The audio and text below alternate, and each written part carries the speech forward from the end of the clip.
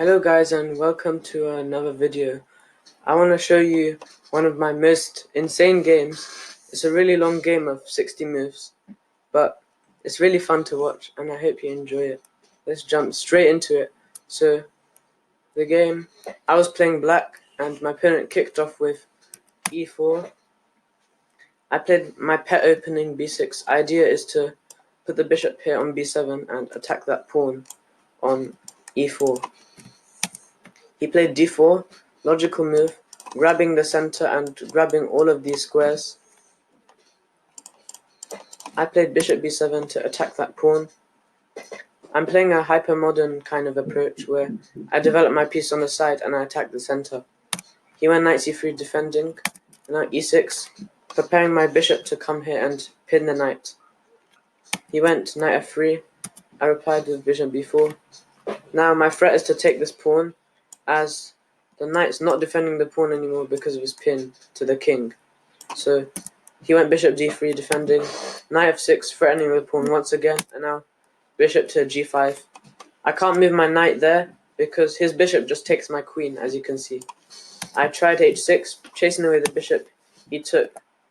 Let's see what happens if he goes back instead. It's a new variation. I would have played g5, bishop g3, and then I just easily win a pawn. So I'm sorry if the background noise disturbs you here. So bishop takes f6, queen takes f6, and now a3 attacking my bishop. I took the knight with check, he took by pawn. Now I've weakened his queenside pawn structures. I played d5, grabbing the center, trying to share the center with white, and e5 attacks my queen, so I went back to e7, he castled. Actually no, he went c4, and then he castled. I also castled as well. c3, I guess to make this pawn chain here. Normally, if you have a pawn chain facing towards the king side, that means he's gonna try and start an attack in that side. c5. Once again, I'm so sorry if the background noise disturbs you. We have loads of kids in this house. E takes d, rook e1, preparing maybe e6 sometimes. For example, he could move his knight and play f4, f5, and then e6 and queen e2 stuff. I went c4, attacking the bishop, and he went back. Now my plan, which I wanted to do in this game, is highlighted by these arrows. I want to play b5 and a5, play rook to b8, move my bishop out of the way, and break open with b4. I chose b5 to start off with. Queen d2, just a normal developing move. a5, queen f4, rook fb8, and now he has two different approaches. He can play knight h4 and knight f5, or he can put his queen on h7 and try and checkmate me. Knight h4, queen g5. Now because he's starting an attack, I want to swap off these queens. He took and I took back, attacking his knight. He moved to f5. As you can see, look at that beautiful square for his knight, where it attacks loads of squares and stuff. So I played g6, chasing away the knight. He went to that square, attacking the pawn. And guess what I did? Knight to f8, ignoring the threat completely. In the game, he went rook ab1, but if he plays knight takes b5, my idea is to play bishop c6, knight d6, rook b2, attacking the bishop, rook c1, and now look how dominating my pieces are. My knight can jump into e6, f4, maybe to d3 or e2, depending on the circumstances. Also, my knight on f4 will stop the king from moving away. My rooks are way better than his rooks, and at the time being, my bishop is quite useless. You could say it's like a tall pawn, but I could use it somehow. Not sure immediately, but I'm sure in a standard, in a long game, I would find a way to use my bishop usefully. Returning back to the game, he played rook ab1. Now he has two attackers on the pawn and bishop c6 with two defenders on the pawn. Rook e3, idea of rook f3 and attacking this pawn. Now g4, protecting the square on f3. He went f3 himself, and I went 96. Idea being, I want to play this b4 move and stop c takes b because my knight jumps onto d4, and it'll be such a nice knight there. He took my pawn, b4, we swapped off, then he went rook f1, putting pressure here with both these pieces. Now, I decided to play rook a2 after bishop b1, rook b2, knight takes f7. Here, I found a nice move. It's not the engine's top recommendation. Actually, let me turn on the engine. Here's the engine.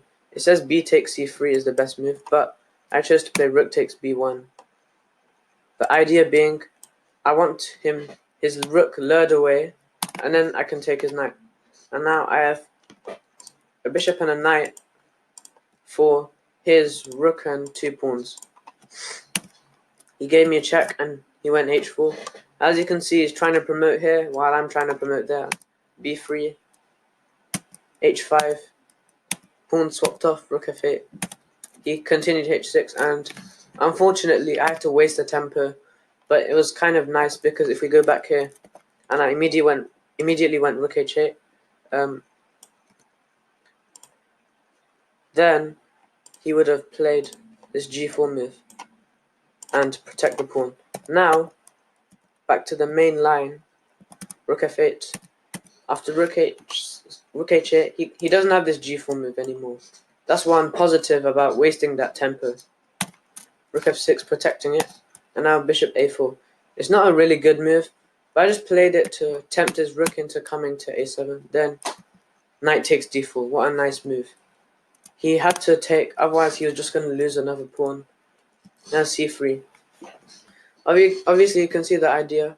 Both my pawns are looking to promote, and he hasn't got an easy way to stop it. He found rook d6, forcing me to go rook d8. Otherwise, obviously this game I wanted to win, as I was playing a low-rated opponent. If I went c2, for example, he would have given this check, king e8, and just he would be able to get a draw, and I didn't want that. So back to the game. I went rook d8, protecting the bishop. He went h7, idea of trying to promote. I did the same idea. We swapped off on d7, he promoted. I promoted second. He promoted before me, but I promoted with check, so it counts as me promoting before him, technically. He moved his king, and then check, king h3, check, and b2. My queen is shepherding the pawn to get to b1, because that's the queening square that I really need to get my queen to. My pawn to, sorry. Queen check, queen e7. The idea is to access this square and take the pawn with a lot of checks. I just gave this check, and here both sides repeated a few moves because we were both on less than 2 minutes, and because there was a 15-second increment, my time would go back up and I wouldn't have to play moves so quickly anymore. King g3, check, check, check, and then b1. Now, as you can see, I have 2 queens, a pawn, and a king. He has a queen and 3 pawns and a king. He checked and he took my very last pawn, but here, that doesn't matter because after a few more checks and queen f7, he resigned because after queen g4, queen bg6, queen h4, queen h5, I force him to swap off queens, and here, after king moves, all I have to do is go after these pawns with my king and queen, take them both. Then, because that pawn isn't a threat, it's not even close to that promotion square, we can easily eliminate that soon. For example, king f7, king f2, and etc. I don't really need to show you the rest. This is easy. Hope you enjoyed this. Thank you for watching. Please subscribe, and bye.